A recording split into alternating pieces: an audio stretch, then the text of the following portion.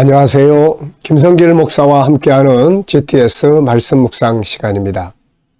오늘은 7번째 주간의 셋째 날 묵상입니다. 셋째 날 묵상은 숨겨진 비밀 찾기가 되겠습니다.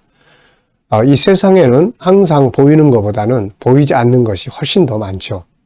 또 문제가 생겼으면 또 답도 숨겨져 있습니다. 우리가 또 늘 하던 방법들보다는 또 새로운 방법도 숨겨져 있는 거죠. 이런 것들을 잘 찾아야 우리가 또 영적인 것도 더 깊은 은혜를 누리게 됩니다. 그래서 더 깊은 것들, 숨겨진 것들을 찾기 위해서 묵상을 하는 거죠. 그냥 나타나 있는 말씀만 쭉 읽는 게 아니라 단어 하나하나를 또 생각하고 질문을 또 생각하고 그러다 보면은 또 숨겨진 것들을 더 깊이 깨닫게 됩니다. 자, 천국도 그렇고 예수님도 그렇고 다 숨겨진 부분이 훨씬 많아요. 그래서 우리는 항상 찾고 또 두들기는 노력을 해야 합니다. 그렇게 하기 위해서는 이제 좋은 질문들을 많이 해야 되고 그러다 보면은 또 숨겨진 것들을 또 찾아서 더 좋은 방법으로 일할 수 있는 이런 결과를 가져오게 됩니다. 자, 그래서 숨겨진 비밀 찾기. 꼭 기억해 두셔서 영적인 일에도 또 현실적인 삶에도 여러분의 삶을 발전시켜 나가는데도 잘 활용해 보시기 바랍니다. 자, 오늘의 그림을 보고 정리를 하겠습니다. 자, 이제 본문의 내용을 이제 아시는 분들은 이 그림을 보면 이 그림이 무엇이구나 하는 것을 이제 알 수가 있죠. 중요한 것은 이 그림의 정답을 찾는 게 중요한 게 아니라 이걸 보면서 이제 다양한 느낌, 또 상상, 또 어떤 이제 보이지 않는 거 이런 것들을 좀 우리가 생각하는 것이 중요한 목적입니다. 자, 이 그림은 이제 헤롯이 동방 박사들의 이야기를 듣고 대제사장과 또 서기관들을 다 불렀습니다. 그래가지고 야, 이 유대인의 메시아가 난다는데 어디서 나느냐 물었더니 제사장이 이 율법에 그 다 기록이 돼 있잖아요. 선지자들의 글에. 그래서 그 내용을 찾아서 이야기해주는 이제 그런 그림인 것 같아요. 자, 이 그림의 내용이 뭐냐가 중요한 게 아니라 뭘 느끼느냐, 또 무엇을 상상할 수 있느냐, 숨겨진 건 뭐가 있는지 이런 거 찾는 게 더 중요합니다. 자, 일단 저는 제목을 헤롯과 대제사장 이렇게 적어봤습니다. 그리고 의미를 몇 가지 적어봤어요. 우선 헤롯은 박사들의 이야기를 듣고 굉장히 놀랐을 것 같다. 왜냐하면은 앞서 말씀드렸습니다만은 헤롯은 사실 정통 유대인이 아니에요. 이두메 사람이라고 하는데 이 조상이 이제 에서입니다. 에서. 그러니까 야곱에게 장자의 권리를 팔아먹었던 에서. 나중에 이제 에서가 야곱을 떠납니다. 그래가지고 세일산이라는 지역에 가서 자기 나름대로 인본주의의 왕국을 건설을 하죠. 그리고 이제 후에는 또 이들이 이제 또 이렇게 적그리스도적인 역할까지 이제 하게 돼요. 그래가지고 아주 안 좋은 편에 서서 이제 같은 이삭의 아들들인데 한쪽은 그리스도 편에 서서 일했고 한쪽은 적그리스도적인 인물로 이제 살았던 그런 이제 역사예요. 그래가지고 이제 이런 부분들을 이제 알기 때문에 스스로도 자기가 정통 유대인이 아니잖아요. 이 사람은 원래 그 세금 거두는 사람이었어요. 로마의 앞제비였죠. 그래가지고 로마에서 이제 예루살렘을 점령하면서 이 사람을 그냥 왕으로 세워준 거죠. 그래서 항상 그 컴플렉스, 그런 부분들을 가지고 있었어요. 그래서 이 사람이 이 세상적인 면에서 보면은 이 건축 재능이라든지 이런 게 좀 있었습니다, 이게. 그래서 로마 쪽에는 로마 황제의 신임을 계속 얻어야 되니까 그래서 이제 가이사, 항구 도시 이런 것들을 이렇게 만들어서 가이사라는 말이 그 황제의 별칭이잖아요. 그래서 그 황제에게 이렇게 헌납하는 그래서 황제의 신임을 얻으려고 노력도 했고 또 유대인들에게는 또 신임을 얻기 위해서 예루살렘 성전과 예루살렘 성을 대대적으로 수리하고 복구해서 아주 예수님 당시에는 화려했던 아주 그런 이 성으로 변모시켰던 사람이에요.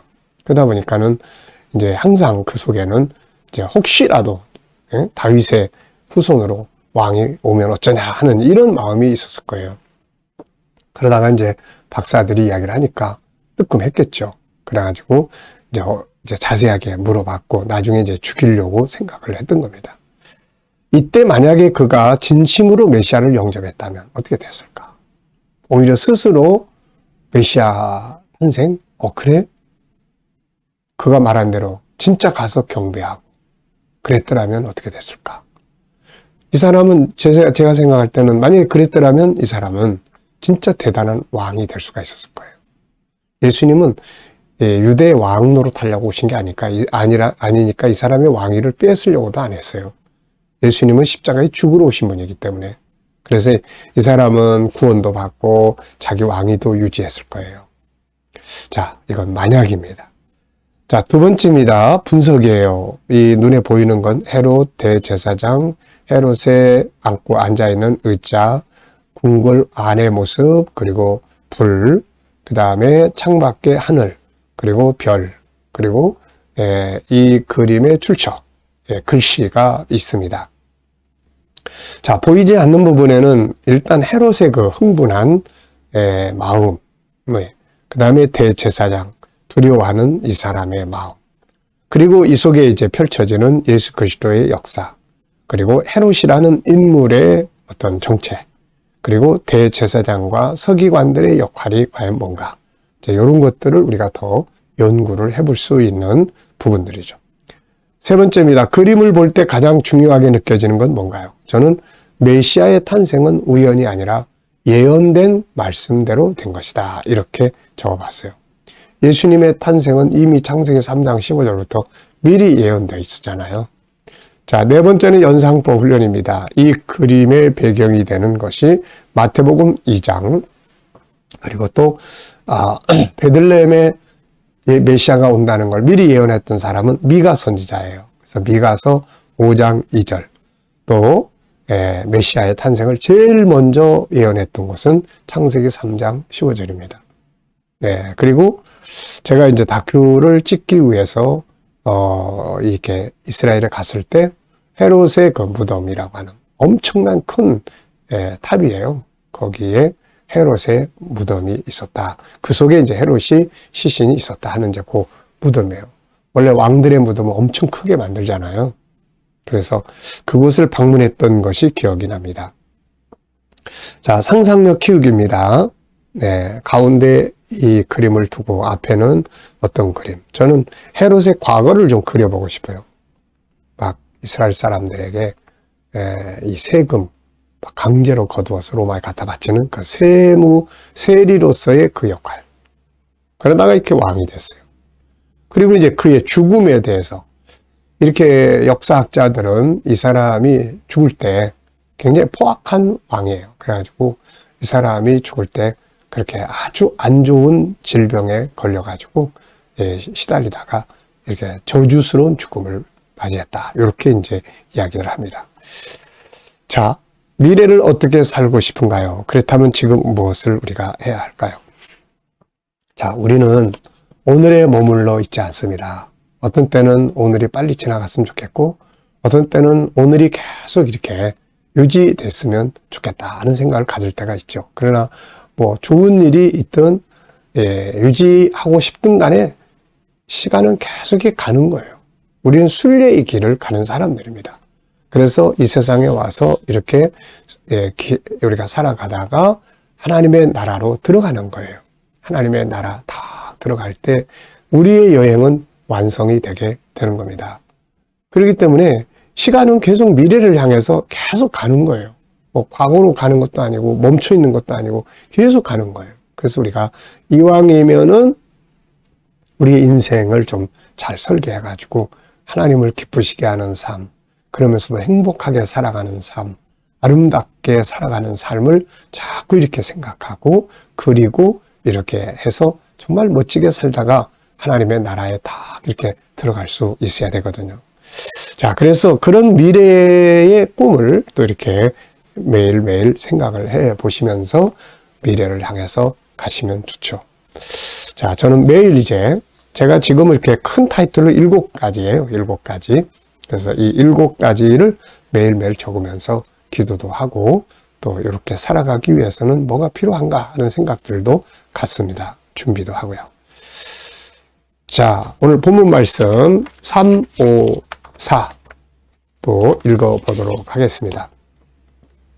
헤롯 왕 때에 예수께서 유대 베들레헴에서 나시며 동방으로부터 박사들이 예루살렘에 이르러 말하되 유대인의 왕으로 나시니가 어디 계시냐? 우리가 동방에서 그의 별을 보고 그에게 경배하러 왔노라 하니 헤롯 왕과 온 예루살렘이 듣고 소동한지라. 왕이 모든 대제사장과 백성의 서기관들을 모아 그리스도가 어디서 나겠느냐 물으니 이르되 유대 베들레헴이오니 이는 선지자로 이렇게 기록된 바 또 유대 땅 베들레헴아 너는 유대 고을 중에서 가장 작지 아니하도다. 내게서 한 다스리는 자가 나와서 내 백성 이스라엘의 목자가 되리라 하였음이니이다. 이에 헤롯이 가만히 박사들을 불러 별이 나타난 때를 자세히 묻고 베들레헴으로 보내며 이르되 가서 아기에 대하여 자세히 알아보고 찾거든 내게 구하여 나도 가서 그에게 경배하게 하라. 박사들이 왕의 말을 듣고 갈새 동방에서 보던 그 별이 문득 앞서 인도하여 가다가 아기 있는 곳 위에 머물러 서 있는지라. 그들이 별을 보고 매우 크게 기뻐하더라. 집에 들어가 아기와 그의 어머니 마리아가 함께 있는 것을 보고 엎드려 아기께 경배하고 보배압을 열어 황금과 유향과 모략을 예물로 드리니라. 그들은 꿈에 헤롯에게로 돌아가지 말라 지시하심을 받아 다른 길로 고국에 돌아가니라. 아멘. 자, 어제 오늘 또 미래에 감사한 일들 또 쭉 적어 보시기 바랍니다. 어제 했던 일들 다 감사한 일이고 오늘도 하루 시작하면서 또 모든 게 다 감사하죠. 미래에 대한 감사. 첫 번째입니다. 동방 박사들이 여행한 목적은 무엇이었나요? 숨겨진 비밀 찾는 거예요. 동방 박사들이 여행한 목적. 여기서 느끼는 건 뭔가요? 네, 동방 박사들이 여행한 목적은 뭐 학술 세미나를 위해서 간 것도 아니고 예루살렘 구경하러 간 것도 아니고 헤롯을 만나러 간 것도 아니라 메시아, 탄생하실 메시아를 만나러 간 거죠. 이게 최고 위대한 여행이에요. 네. 느끼는 것은 바로 가장 위대한 여행은 우리가 이 세상에서도 여행 많이 하잖아요. 근데 가장 위대한 여행은 메시아 만나는 여행. 그리고 또 천국 여행. 우리가 지금 묵상도 하나의 여행입니다. 한 30분 이 속으로 들어가서 말씀 속에서 주님을 만나고 그러는 거죠. 이게 바로 중요한 여행이에요. 천국 여행. 우리의 인생은 천국을 향해서 가는 순례자의 여행입니다. 네. 자, 두 번째입니다. 동방 박사들은 예수님이 태어난 곳으로 바로 가지 않고 왜 예루살렘 성으로 들어갔을까요?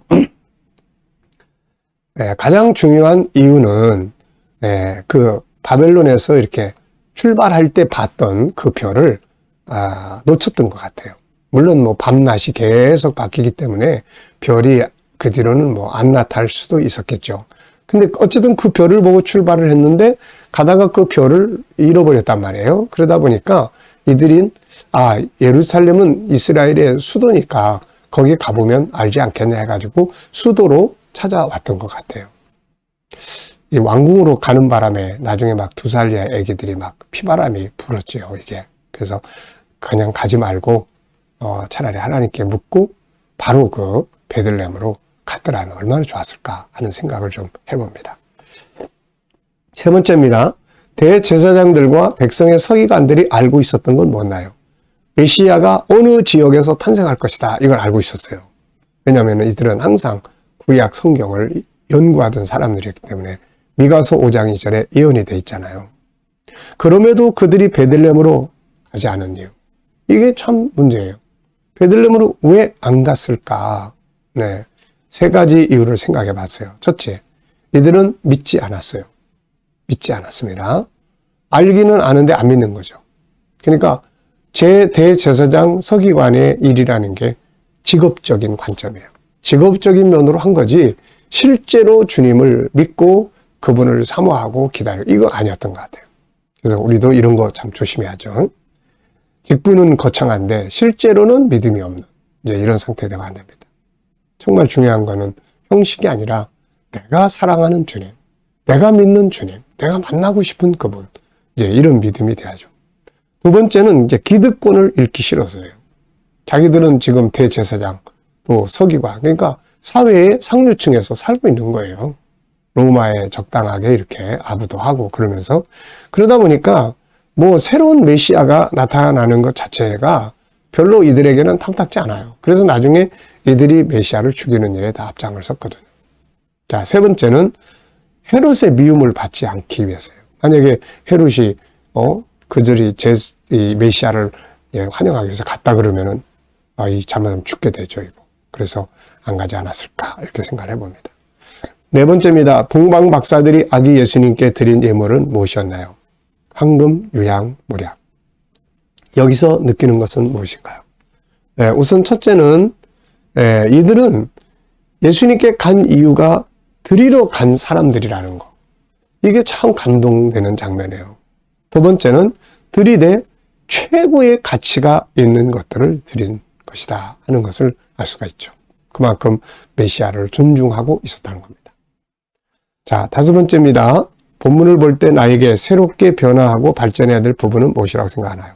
자, 여러분들도 이 말씀을 보면서 혹시라도 주님과 함께 가는 여행길에서 멈춰 있다면은 다시 또 달려갈 수 있기 바라고요. 또 이렇게 알면서도 하지 않는 것들이 있다면 아는 것들을 하나라도 실천해 보려고 시도해 보는 이런 게 좋을 것 같고요. 저는 처음의 별을 놓치지 말아야 된다. 처음에 말씀, 처음에 사명감, 처음에 열정 이런 것들을 가다 보면 자꾸 놓쳐가지고 방황하고 또 헤맬 때들이 있단 말이죠. 자, 여섯 번째입니다. 질문 만들기입니다. 4절로 6절에서 질문 2개 만들어요. 질문이 있어야 변화와 발전이 옵니다. 그 질문 만드는 훈련을 해야 돼요. 일반 평범한 문장에 왜, 무엇을, 어떻게, 만약 이렇게 이런 것들을 넣으면 좋은 질문이 만들어질 수가 있습니다. 자, 4절로 6절까지. 왕이 모든 대제사장과 백성의 서기관들을 모아 그리스도가 어디서 나겠느냐 물으니 이르되 유대 베들레헴이오니 이는 선자로 이렇게 기록된 바 또 유대 땅 베들레헴아 너는 유대 고을 중에서 가장 작지 아니하도다.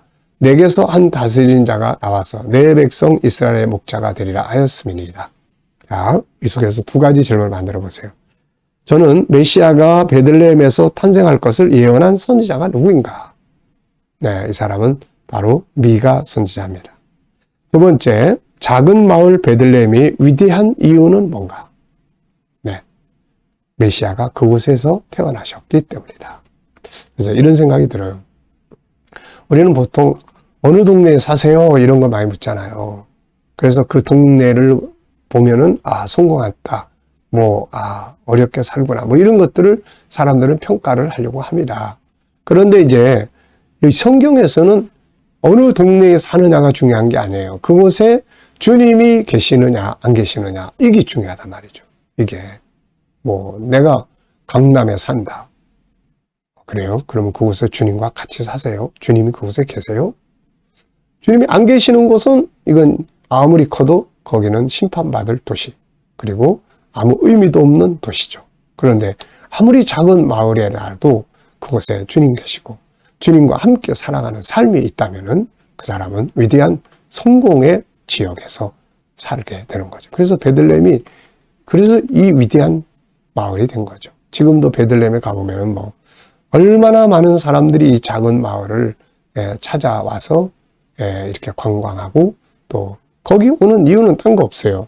메시아가 태어난 곳을 한번 보려고.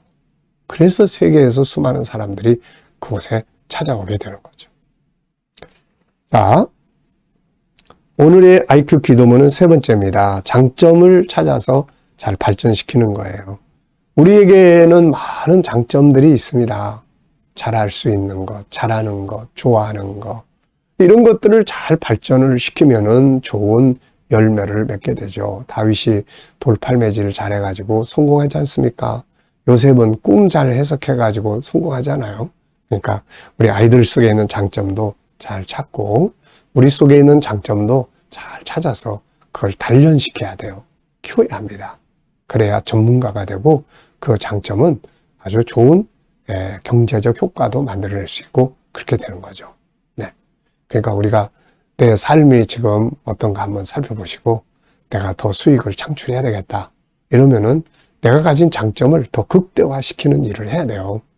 그래서 다른 것과 합쳐보기도 하고 그러면서 내가 가진 장점이 그냥 장점으로만 남아있으면 취미생활, 봉사활동밖에 안 돼요.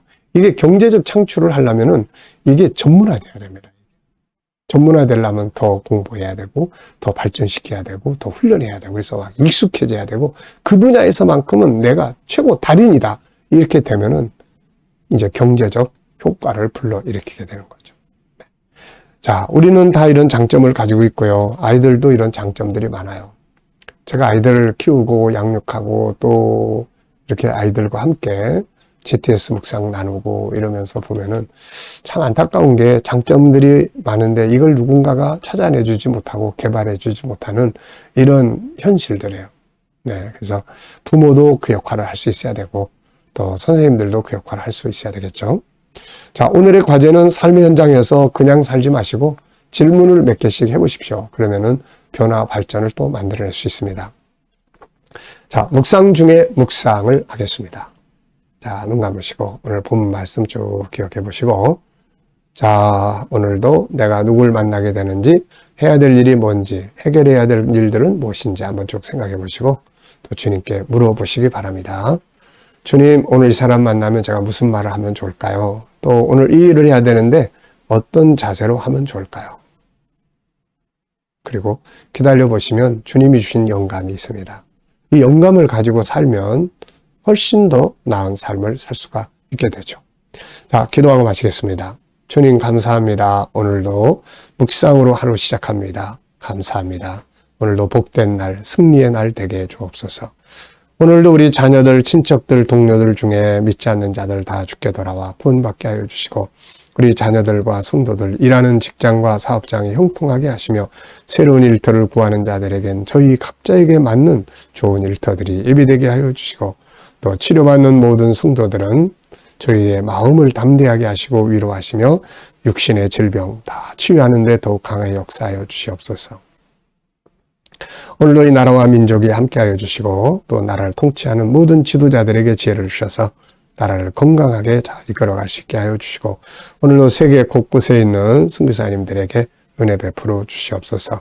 아버지, 오늘도 우리 안에 있는 장점들을 잘 개발하고 우리 아이들 속에 있는 장점들이 잘 개발되어서 이것이 전문화될 수 있도록 아버지 은혜 베풀어 주시옵소서. 감사하며 예수님의 이름으로 기도하옵나이다. 아멘.